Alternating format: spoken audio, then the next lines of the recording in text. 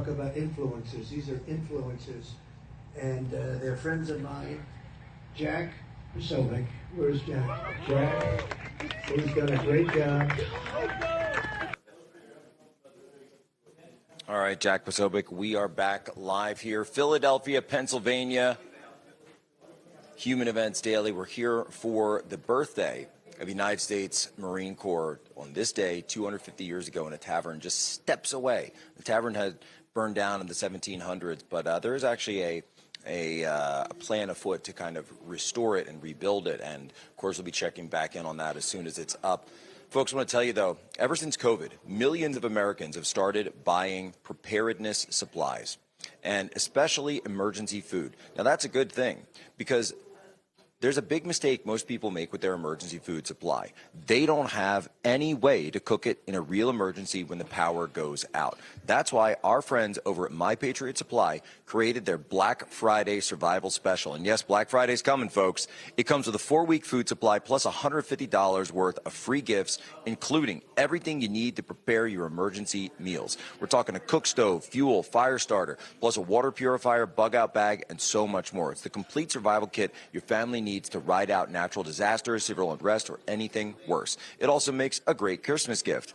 So, folks, it's only available through Black Friday. You can get it now. Go through Black Friday. Head on over to mypatriotsupply.com/Jack to check out everything that's included. With all the uncertainty in the world right now, we simply can't afford to be unprepared. So go to mypatriotsupply.com/Jack and get prepared today. That's mypatriotsupply.com/Jack. I want to go back on with former Pentagon senior official Dan Caldwell, United States Marine veteran himself.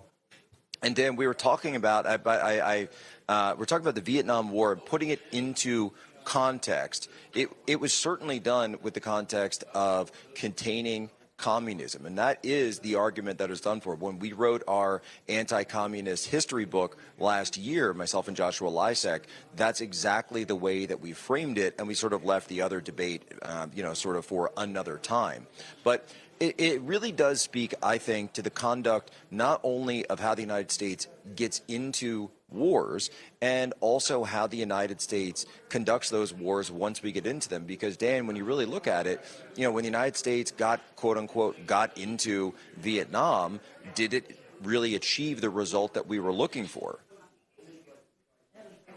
Unfortunately, at the end of the day, the war ended with a Soviet allied state controlling Southeast Asia, not just Vietnam, Laos, and then after Pol Pot was overthrown by the Vietnamese, Cambodia too, is that the Soviets were able to build a base in Vietnam, and they were able to more effectively project power into, the South China Sea. Now, at the end of the day, global communism lost, and thankfully, Vietnam is coming around to our side, has in a lot of ways come around to our side. The Secretary of War, Pete Hegseth, was there just last week.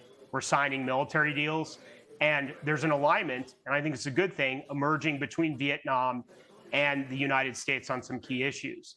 I also think it's one of the important lessons of Vietnam, though, that a lot of people forget, is that in 1975, if you go back to that time, a lot of people thought that global communism is now on the march. You saw a lot of communist victories in Africa, to Latin America and places like Nicaragua. Obviously, you had Angola in Africa. And in 1979, then you had the Soviets move into Afghanistan. What happened 10 years later? The Cold War ended. And so I think one lesson from Vietnam is that one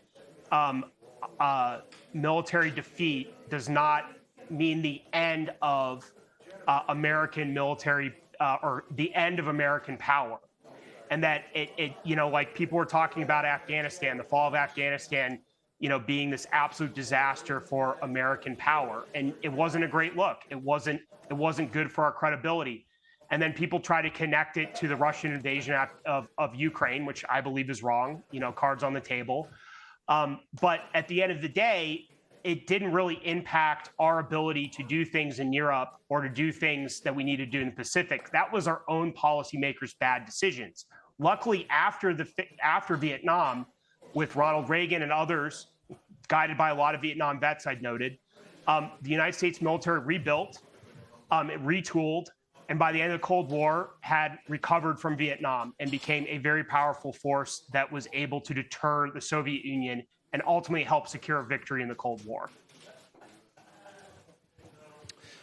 Yeah, that's exactly right. And so we look at the history of these things, and it should give us pause. I just always think that if you understand the history of warfare in the United States, especially in the post-World War II era, it should always give us pause when we question about whether or not we should get involved in yet another armed conflict, and especially putting boots on the ground, because you look at the history of Korea, look at the history of Vietnam, and now the history of Iraq and Afghanistan, and you have to wonder, okay, did this make sense? Was the juice worth the squeeze? Was it worth it for all those 7 single-spaced pages of KIAs in Vietnam to hand the Soviets a support base there in Southeast Asia?